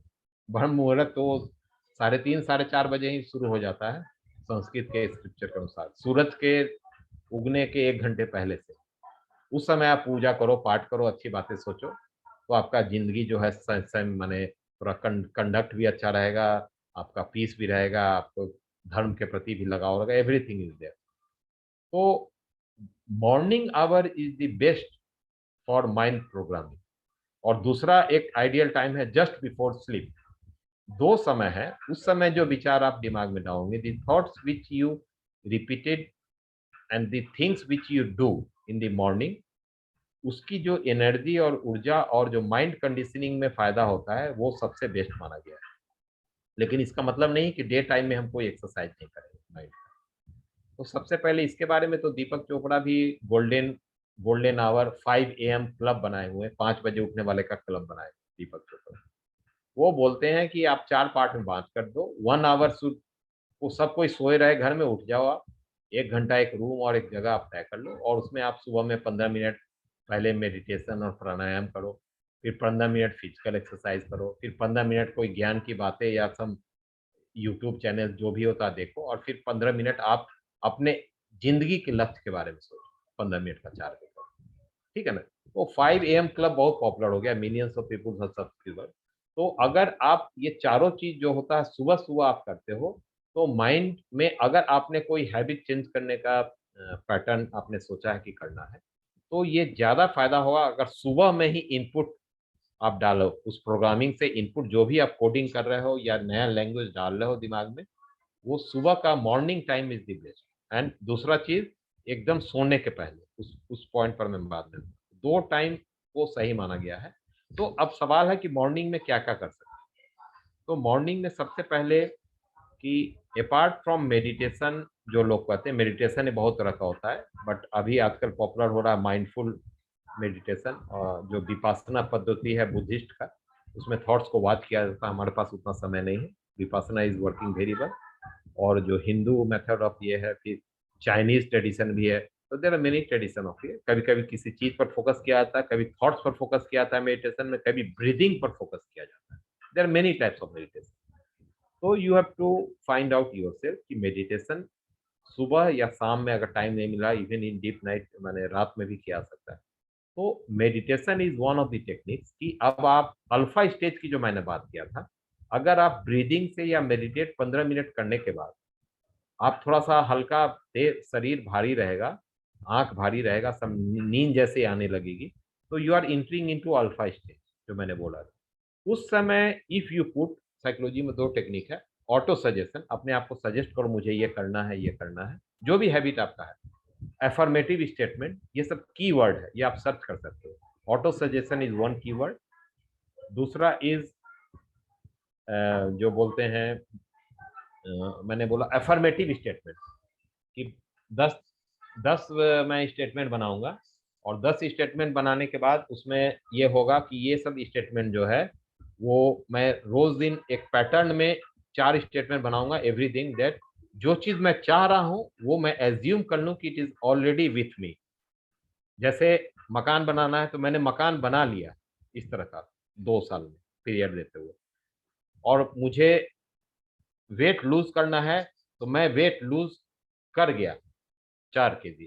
तो एफर्मेटिव स्टेटमेंट में इस तरह का स्टेटमेंट लिखने के बाद किया जाए तो वो ज्यादा अच्छा है। ठीक है, तो उसमें ऑटो सजेशन आप कर सकते हैं मेडिटेशन के बाद, एफर्मेटिव कर सकते हैं, ये सब टेक्निक है एफर्मेटिव स्टेटमेंट, ये कीवर्ड्स है इसमें आप, और भी ये सब अलग अलग टॉपिक। तीसरा चीज उसमें एक बहुत अच्छा आया है कि गाइडेड इमेजिनेशन या क्रिएटिव विजुअलाइजेशन। अगर आप मेडिटेशन करने के बाद जो आप जिंदगी में चाह रहे हो या जो प्रोग्रामिंग माइंड को करना चाह रहे हो, तो ब्रीदिंग के बाद आंख बंद करके आप इमेजिन करो कि वो चीज आपको, एक है कि उसमें किया जाता है गाइडेड इमेजरी, कि you imagine yourself you are going to a hill station at a calm place, अपने आप को आप ले जा रहे हो water place, hill and back to the nature जो बोलते हैं उस तरह के प्लेसेस में, और अपने माइंड में जो कि मैं जा रहा हूँ, और वहां जाके अगर आप कुछ थिंकिंग इम्प्लांट करोगे तो आपका न्यूरल सर्किट्स जो चेंज करने का मैं न्यूरोप्लास्टिसिटी की बात की उसका चांसेस ज्यादा है, तो उसको बोलते हैं गाइडेड इमेजरी। ठीक है ना, तो एक अलग की वर्ड है। और दूसरा है कि विजुअलाइजेशन, जो चीज आप चाह रहे हो वो दिमाग के सामने आंख बंद करके आंख खोल के एक पिक्चर के जैसा देखो कि वो मुझे मिल गया। ये this is a great motivation exercises, कि जो चीज आप चाह रहे हो अगर उसको आप इमेजिन करोगे और इस तरह से विविड इमेजिनेशन करोगे कि एकदम लाइट साउंड इवन सेंसेशन, वो सब चीज करने के बाद अगर आप करोगे तो उसका इतना फायदा होता है कि गाइडेड इमेजरी और क्रिएटिव विजुअलाइजेशन का साइकोलॉजी में बहुत ज्यादा फायदा होता है, कि जो चीज आप सोचते हो brain is trick that it is actually happening, और उसका सर्किट बनाना शुरू कर देता है, न्यूरल सर्किट, जो न्यूरोप्लास्टिसिटी की मैंने बात किया था। ऐसे आप दिन में एजिटेटेड हालत में जब आप बेटा स्टेज में कुछ भी बोलोगे मुझे ये करना है वो उतना इम्पैक्ट नहीं होगा। जब दिमाग काम है, मेडिटेशन कर लिए हैं, उसका इमेजिन आप कर रहे हो, जैसे जहां पहुंचना है आपने सोच लिया कि मैं तो पहुंच गया। If you want to be a public speaker, आप इमेजिन कर रहे हो कि मैं वहां पर एक बड़े स्टेज में पहुंच गया, 2000 की भीड़ है एंड आई एम स्पीकिंग। और इस टेक्निक का कौन प्रयोग करते हैं? इवन जो फाइटर जेट के पायलट्स हैं वो they use artificial intelligence to stimulated warfare. वो क्या है? That is visualisation. उसमें कंप्यूटर की मदद से नकली कॉकपिट में बैठा के वहां पर, और विजुअल एंड इमेज के माध्यम से they use visualization and imagery to have a dog fight, stimulate a dog fight।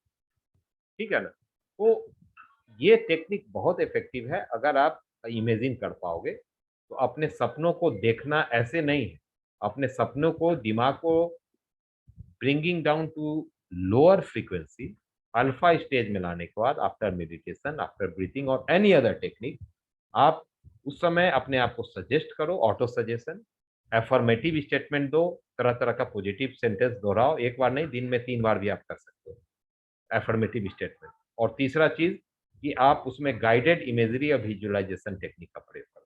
तो ये सब टेक्निक अपने आप में बहुत कॉम्प्रिहेंसिव है, तो sorry I can not deal in depth, मैं सिर्फ एक इंडिकेटिव लिस्ट दे रहा हूँ जिससे ये फायदा हो सकता है जो टॉपिक्स है मेरा आज का। और उसके बाद मैंने अभी मेरा क्वेश्चन आया है सुबदीप नंदी 2002 बैच का, does typing has the same effect as writing?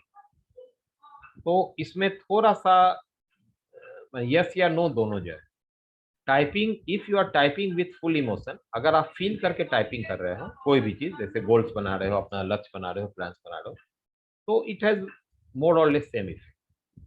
लेकिन राइटिंग जर्नल जो हाथ से लिखने का, देयर इज अनदर थ्योरी, कि जब आप हाथ से ऐसे लिख रहे हो ना कोई चीज, जैसे ये कॉपी में आप लिख रहे हो, तो दिमाग का ब्रेन जो है वो बहुत सारे सर्किट्स का इस्तेमाल कर रहा है, इवन योर मोटर मूवमेंट। तो जब आप लिखते हो हाथ घुमा घुमा के कर्सिव में, तो that impact is larger on your brain, आपके दिमाग में उसका ज्यादा इफेक्ट पड़ेगा देन जो आप कर रहे हो कि आप टाइप कर रहे हो या बोल रहे हो। ठीक है, तो उसलिए राइटिंग को ज्यादा इफेक्टिव है। तो हम लोग बताते हैं कि जर्नल्स में एक लाइव जर्नल आप खोल लो, उसमें आप अपना ये भी लिखो, जिसको बोलते हैं कि अपना क्या इच्छा है, क्या गोल्स है, क्या इमोशन है, आज आप कैसा फील कर रहे हो, everything you can write on this live journal by hand. तो this is one of the technique. And the other technique जो मैंने बोला था वो है कि जो विजन बोर्ड्स बनाए थे कि आप एक बड़ा बोर्ड लो, कार्डबोर्ड, और उसमें जो भी चीज कर रहा है, यंग स्टूडेंट्स को बहुत फायदा कर रहा है, जो भी लक्ष्य आप हासिल करना चाह रहे हो उसको उसमें आप पिक्चर्स रखो, विजुअल इमेजेस। गाड़ी लेना है तो गाड़ी का पिक्चर लगा लो, ठीक है ना। मर्सिडीज लेना है तो मर्सिडीज का लगा लो, हो सकता है मिल जाए, आई एम नॉट श्योर, क्योंकि आपको वो सब मोटिवेट करेगा और ज्यादा ज्यादा अंदर से इच्छा शक्ति पैदा करेगा टू गेट दैट प्रोडक्ट। और इसके अलावा न्यूरो लिंग्विस्टिक प्रोग्रामिंग NLP भी आप टाइप करके देख सकते हो। उसमें बहुत सारे टेक्निक्स है जिसमें वो मेमोरी को डिसॉल्व करने के लिए बताते हैं, किसी एक वर्ड में एंकर पॉइंट बनाते हैं या इमोशन में कि वो वर्ड आप रिपीट करो, ठीक है ना। उसमें भी इमेजरी ट्रेनिंग होता है, इमेज बनाने का दिमाग में बताया जाता है। मॉडलिंग मॉडल है उसमें कि दूसरे लोग को, जैसे आप जो करना चाह रहे हो ना, अपना रोल मॉडल खोल के you model it on that way. जो भी मेंटर है या मॉडल है उनसे भी आप इफेक्ट कर सकते हो। और फ्रेमिंग, कोई भी प्रॉब्लम है उसको रीफ्रेमिंग एंड री एनालिसिस भी कर सकते हो, ठीक है। तो और एक और चीज है, एक दो चीज बहुत इंपॉर्टेंट है जो मैं लास्ट में बोलना चाहूंगा, कि जो मैंने स्टार्टिंग किया था वो 4 मिनट माइल वाला जो चैलेंज था, जो रनर्स ने एक बार एक रनर ने 1954 में बैरियर को तोड़ा, तो उसके बाद लगातार लोग तोड़ने लगे, उसके पहले लोग इम्पॉसिबल समझते थे। उसी तरह जिंदगी में सबसे ज्यादा रोकता है लोगों को, अपार्ट फ्रॉम एंजाइटी, डिस्ट्रेस और जो भी डे टू डे प्रॉब्लम है, वो है delimiting beliefs about you and your self and world. आप अपने बारे में जो बचपन में माइंड कंडीशनिंग हो गया, बहुत सारा डीलिमिटिंग बिलीफ है, मैं ये कर पाऊंगा, मैं ये नहीं कर पाऊंगा, मैं ये हो सकता है। फिर आपके फादर मदर का दिया हुआ बहुत सारा बिलीफ सिस्टम है, जो हो सकता है कि करंट अभी जो चेंजिंग वर्ल्ड है उसमें उतना अप्रोप्रिएट नहीं है, तो ऐसा नहीं होगा, ये चीज़ गलत है, ये चीज़ सही है। तो लिमिटिंग बिलीफ के लिए आपको रिप्लेस करना पड़ेगा empowering and positive belief system. तो टेक्निक क्या रहेगा? सेम टेक्निक जो मैंने बोला कि ये बिलीफ जो भी आप कल्टीवेट करना चाहते हो, व्हाट इज योर एम, उसको आप जर्नल में लिखो, उस पर कंसंट्रेट करो, उस पर मेडिटेट करो, और उसमें लिख लिख के उसको प्रैक्टिस करना। It all depends on practice, how much practice you are doing. और लास्ट में मैं ये बोलना चाहूँगा कि ये सब चीज़ तो अपने जगह पर है, बट विद्यापीठ में जो हमें बताया गया अबाउट द ह्यूमन वैल्यूज, कि आदमी के अंदर अपना जो वैल्यू सिस्टम है, बिलीफ सिस्टम के अलावा एक वैल्यू सिस्टम है। वो वैल्यू सिस्टम क्या है और किस तरह से आदमी वैल्यू सिस्टम में रहता है, तो दो चीज़ जो देखा गया, जो ब्रेन में बहुत सारा रिसर्च हुआ कि कौन सा चीज़ में ब्रेन फ्रीक्वेंसी, कौन सा इमोशन में ब्रेन फ्रीक्वेंसी करस्पॉन्डिंग मैचिंग क्या है। सबसे नीचे वो आता है ना हेट्रेड, एंगर, और ऊपर आता है लव, कंपैशन। ये तो एक चीज देखा गया कि जो आदमी बीटर है अपने जिंदगी में, डिप्रेस्ड है, लिमिटिंग बिलीफ है, वो अगर ग्रेटिट्यूड प्रैक्टिस करेंगे, ग्रेटिट्यूड का मतलब कि आप सुबह सुबह उठ के जो भी चीज के लिए आप थैंकफुल है, आदमी हो या नेचर हो या आप सांस ले रहे हो, तो you will have to express thank you to all.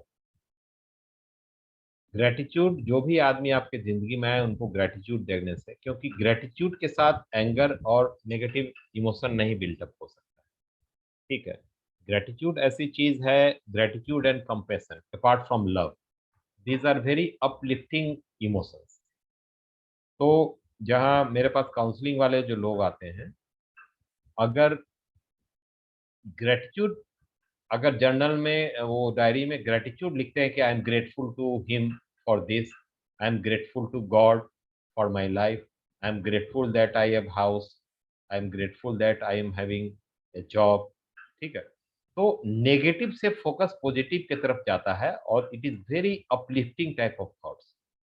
Gratitude, compassion and love जो हमें बताया गया था विद्यापीठ में, दूसरे के एंड इम्पैथी, दूसरे के प्रति इम्पैथी रखो, हेल्प करो, these are also uplifting thoughts apart from all these techniques of reprogramming your mind, जो मैंने पूरा तो मैं कवर नहीं कर पाया ड्यू टू लिमिटेड टाइम, 1 घंटा हो गया है, लेकिन टेक्निक्स अपनी जगह है।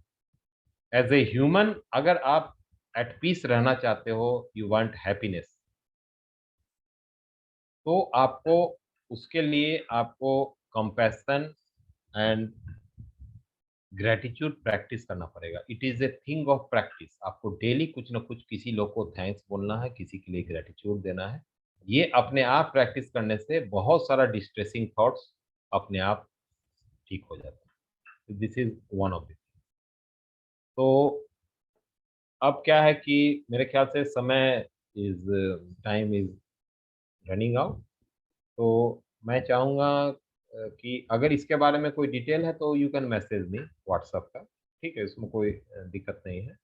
I am on most of the groups, जो भी हमारे ग्रुप्स है, राइट फ्रॉम द डे जब से फॉर्म हुए हैं, अलमुनी 1 2 3, मैं सब में शुरू से ही हूँ एक्टिव। तो विकास कुछ पूछना चाहते हो तो पूछो, any questions and doubts, and अगर बाद में भी पूछना है तो यू कैन मैसेज इफ दादा, एनीथिंग। आपने आपने जैसे बात किया जनरली हैबिट के अराउंड में, हम्म। बट वो जो प्रोसेस है, आई थिंक उसमें बहुत बार बहुत स्ट्रेस भी होता है लोगों को हाँ, कि, होगा। तो मतलब उस स्ट्रेस से कैसे कोप अप करना चाहिए? ऐसे जनरल इन लाइफ में भी कुछ चीज़ों को लेके कभी कभी बहुत ज़्यादा स्ट्रेस हो जाता है, तो उन सब चीज़ों से कैसे टैकल कर सकते स्ट्रेस रिड्यूस करने में भी बोला गया है, जो मैंने शुरू वाला टेक्निक्स बोला ना, स्ट्रेस रिड्यूस करने के लिए बोला जाता है कि आप एक डेली रूटीन या रिचुअल रहना चाहिए जिसमें हर चीज को इंपॉर्टेंस देना है, बैलेंस करना है। जैसे एक्सरसाइज का भी अपना इंपॉर्टेंस है। एक्सरसाइज करने से आप गूगल कर लो कितने तरह का हार्मोन्स जो है स्ट्रेस को रिड्यूस करते हैं। There are many type of hormones, chemical जो ब्रेन में सिक्रेट हो रहे हैं। Apart from this, diet is also part of the plan, and apart from this meditation, और ये सभी स्ट्रेस फाइट किया सकता है। लेकिन तुम जो बात कर रहे हो वो क्वेश्चन मैं समझ पा रहा हूँ, क्योंकि मेरे पास जो काउंसलिंग क्लाइंट आते हैं, they raise exactly the same question. There will be resistance to change.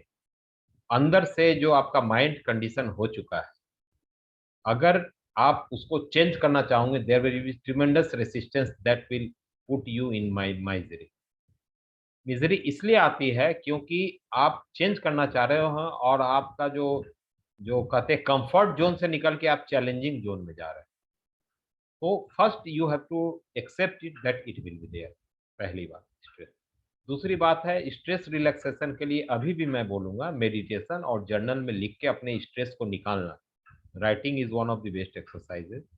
और तीसरा सबसे बड़ा pillar of support in stress is your close friends and family members, social circle.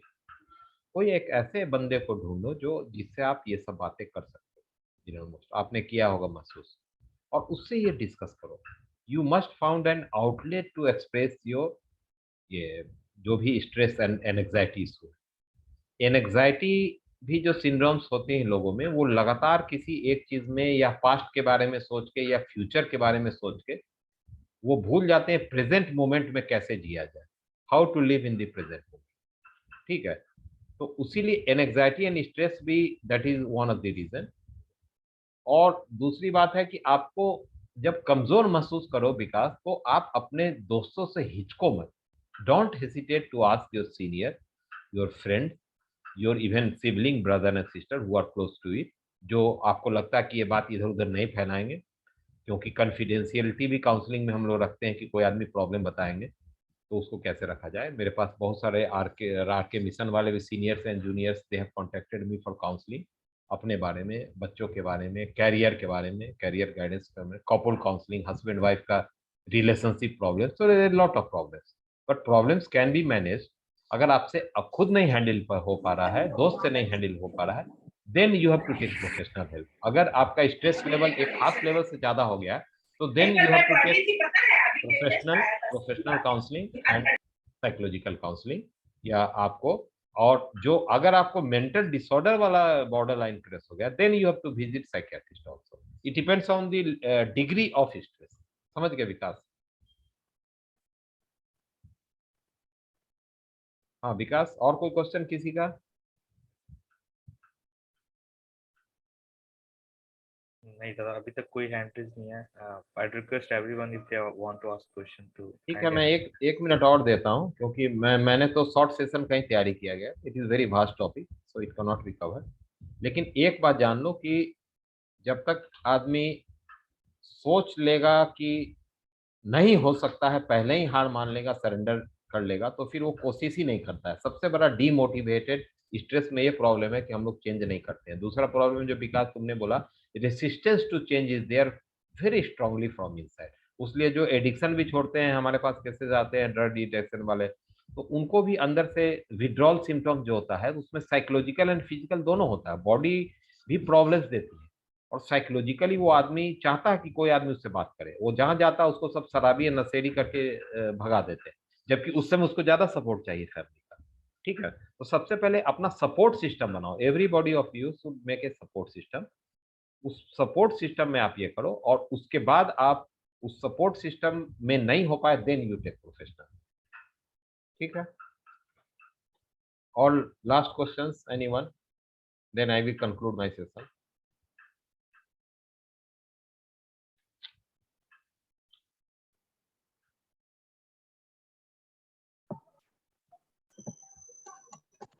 Okay. Questions, but very insightful session, Prakash sir. हाँ बालाजी, आपने कुछ पूछा नहीं, मैं आपसे एक्सपेक्ट कर रहा था। नहीं मैं कर रहा हूँ, बहुत इंसाइटफुल था hmm, and very positive message, कुछ टेक्निक्स भी, but of course everyone has to go through this techniques in detail to हाँ practice. yes every technique will take one session, so it's not Yes. possible। वो तो personal 1-to-1 contact, कोई Yes. Contact कर ले तो हम बता सकते हैं, क्योंकि Right. स्पेसिफिक प्रॉब्लम में क्या होता है ना, हाँ। स्पेसिफिक प्रॉब्लम में स्पेसिफिक सॉल्यूशन टेलर मेड खोजना पड़ता है, कस्टमाइज। जैसे आपका प्रॉब्लम है और विकास का प्रॉब्लम है, सेम प्रॉब्लम नहीं रहेगा due to age group and occupation professional wise. और साई आपके एज ग्रुप का भी दो आदमी सेम बंदा है, सेम प्रॉब्लम है, लेकिन जब तक मैं बैकग्राउंड हिस्ट्री नहीं जानूंगा then I can not suggest. Right. और तीसरी बात यह है कि मैं नीज रेशनल एनिमल, इसलिए कोई भी टेक्निक जो है वो खुद आजमा के देख लो। और उसके बाद, और टेक्निक आजमाने में मैंने संजीव से ही बात की थी, एक खाने पीने के टेक्निक। हाँ Sanjeev, you have raise your hand, any question? हाँ नमस्कार भैया। हाँ एक वैलिडेट करूंगा, आपने जो लिखने वाला बात किया ना कि लिखना हाँ चाहिए, हाँ तो मुझे बहुत साल पहले किसी ने सजेस्ट किया था कि दिमाग में क्लटर हो जाता है, लिख लिया करो। हाँ हाँ तो मैंने लिख लिया और फिर मैंने वो लूज पेज में लिखा था, सोचा बाद में लिखूंगा जर्नल में, और खो गया पेपर। हाँ और कई साल बाद मुझे मिला, ठीक है, अच्छा मतलब 5-6 साल बाद मिला, हाँ जॉब छोड़ने के बहुत साल बाद। हाँ तो मैंने देखा उसमें से मैंने 10-12 पॉइंट लिखे थे, उसमें से मैंने 8 पॉइंट मैंने कवर कर लिया। मैंने देखा कि वो दिमाग में कहीं घुस गया था उसका मतलब, घुस जाता है, यही तो मैं बोल रहा हूँ। जबकि मैं बार बार देखा नहीं फिर भी। और दूसरी बात जो आपने बताया ना कि ब्रह्म मुहूर्त का, वो भी मुझे लगा कि काम आया, क्योंकि हम लोग याद है स्कूल में हाँ हम यस, लोग को Vidyapeeth has a very regulated routine. हाँ, हम लोग को रात के समय जो संस्कृत का ऐसे हम लोग याद करते थे, वैसे सुबह में याद करते थे, तो जिंदगी भर रात को याद करते थे फिर सुबह। हाँ और इसमें मुझे रिसेंटली मालूम चला कि एक तो आपने जो बताया कि ब्रह्म मुहूर्त के बारे में, कि उस समय सुबह 4 से 6 के बीच नॉर्मली होता है, तो उस समय जो करते हैं वो हैबिट पड़ जाता है। उसमें मुझे मालूम चला कि लोगों का जो जीवन धारा है वो आपको मालूम चल जाएगा कि सुबह 4 से 6 बजे वो क्या कर रहा है। अगर सुबह 4 से 6 बजे वो जप ध्यान कर रहा है यानी वो आध्यात्मिक है, पढ़ रहा है यानी कि विद्या के प्रति आग्रह है, सो रहा है यानी तो उसका कोई फ्यूचर नहीं है, प्रोवाइडेड वो रात को जग के काम कर रहा हो, अलग बात है। तो ये हैबिट चेंज का मुझे अच्छा लगा, लेकिन साथ में मैं जस्ट एक फीडबैक दिया कि उससे सिम्टोमिक चेक भी, डायग्नोस्टिक भी है वो, सुबह 4 से 6 एकदम एकदम। मैं ये बता रहा हूँ कि थेरेपी, जो थेरेपी की बात करते हैं हम लोग मेंटल प्रॉब्लम का, तो सबसे पहले आदमी को कोशिश करना चाहिए सेल्फ थेरेपी का। Writing is a good therapy, आपने सुना होगा राइटिंग थेरेपी। आप अपने जिंदगी का कहानी लिखो बैठ के, लेकिन उसको लॉक में रखो, क्योंकि उसमें प्राइवेट बात रहेगी, इधर उधर लीक हो गया, किसी ने देख लिया फैमिली में, तो दिक्कत हो जाएगी। नहीं ये भी है, क्या पता कब आदमी बड़ा आदमी बन जाए, हाँ private life becomes very valuable. फिर म्यूजिक इज ए थेरेपी। अगर आप म्यूजिक में नहीं भी जानते हो, म्यूजिक सुनना शुरू करो, it will relax, it will make neural path, जो मैं बोल रहा हूँ, म्यूजिक इज ऑल्सो वेरी इम्पैक्टिव। और उसके बाद आर्ट इज ए थेरेपी, और यहाँ तक कि travelling is also a therapy, कुछ भी हो सकता है। तो ये सब चीज तो आपको खुद देखना पड़ेगा कि what is working for you, you have to trial and experiment. लेकिन जिंदगी जब आप जी रहे हो तो क्यों नहीं उसको थोड़ा सा प्लान करके, लिख के, थोड़ा मोटिवेट करके जियो। वो एक रूटीन जिंदगी जो सुबह से शाम तक एक दफ्तर की जिंदगी, एक बंधी हुई जिंदगी, और फैमिली में भी जाके सेम थिंग जो कल तुमने बात किया वाइफ से, वही आज बात कर रहे हो। कल भी वही करोगे, 1 साल बाद भी वही करोगे। You should break the pattern. जब तक चैलेंज नहीं रहेगा दिमाग में, अब चैलेंज के लिए इसका मतलब ये नहीं कि वाइफ को चैलेंज करने के लिए आपने और कुछ बाहर तमाशा कर दिया, लेट अस चैलेंज वाइफ, ठीक है ना, टू टेस्ट माई लव है। तो कुछ कुछ नया तो करना पड़ेगा। नहीं नया करने से क्या होता है, जिंदगी में स्टैग्नेंसी आ जाती है, जंग लग जाती है, आदमी आगे नहीं बढ़ जाता, तो ये थोड़ा प्रॉब्लम हो जाता है। तो चैलेंज तो अपने आप को करना पड़ेगा। You have to set new goals, you have to cultivate new belief system, you have to proceed upwards, ठीक है ना। दादा मैं विकास बोल रहा हूँ। और एक चीज हाँ बोलो बोलो। मैंने और नोटिस किया है कि मतलब एक होता है ना, मतलब एक ग्रुप वैसा होना, फ्रेंड सर्कल जहाँ हंस सके रोज, हाँ हाँ या फिर एकदम नहीं एकदम तो जरूरी है एटलीस्ट रिलीज वीकली। करने की। और एक एक ग्रुप जहाँ अपने मतलब अपना वाइब जो है वो मैच करता हो, आई थिंक वो बहुत कंफर्टेबल, मतलब कंफर्ट प्रोवाइड करता है, और आई थिंक मूड चेंज में बहुत हेल्प करता है। हाँ मूड के लिए तो आपको बिलीव नहीं करोगे कि जो रामकृष्ण मिशन में ही बताया गया था कि दूसरे को हेल्प करने से भी मूड एलिवेशन होता है। आप अपने प्रॉब्लम में हो और आपने किसी को रैंडम काइंडनेस सुने होंगे, रैंडम काइंडनेस, किसी को अचानक कुछ दे दिया, किसी को अचानक कुछ एक सिंपैथी का वर्ड बोल दिया, तो आप तो प्रॉब्लम में हो, लेकिन आप एक्टिंग भी कर रहे हो दूसरे को ग्रेटिट्यूड और थैंक्स करने का या किसी को हेल्प करने का, तो योर पॉजिटिव हार्मोन्स जो बोलते हैं हम लोग, पॉजिटिव इमोशन में दैट इज बिल्ट अप, वो आपको भी दुख से, जैसे आप दुखी हो ना तो दूसरा का दुख माने सुनना शुरू कर दो। दोस्त तेरा क्या दुख है तू बता, तो क्या होगा ना, हो सकता है उसके दुख, दो चीज हो सकता है, उसका दुख आपसे बड़ा होगा तो आप उसको ज्ञान देने लगोगे, ऐसे कर ले वैसे कर ले, तो यू विल फील गुड कि I M worthy of giving ज्ञान। हो सकता है आपका वो छोटा दुख होगा तो आप उसको गाली दोगे, इतना छोटा दुख करके मर रहा, देखो मेरा इतना प्रॉब्लम। कहने का मतलब कि दूसरे के हेल्प करने से भी इलिवेटिंग फीलिंग होता है, कंपेशन रखने से, थैंक्स करने से। और जिससे झगड़ा हो गया, बातचीत बंद है दोस्तों से, होता नहीं विद्यापीठ वाले दोस्त से बात नहीं हो रहा है, ग्रुप से बाहर हो गया, भाग गया, तो फॉरगिव एंड फॉरगेट तो करना ही पड़ेगा। जिंदगी बहुत छोटी है, आप जानते नहीं कि क्या हो रहा है क्या नहीं हो रहा है। फॉरगिव एंड फॉरगेट का तो थ्योरी करना ही पड़ेगा। ठीक है, तो मैं एंड करता हूँ।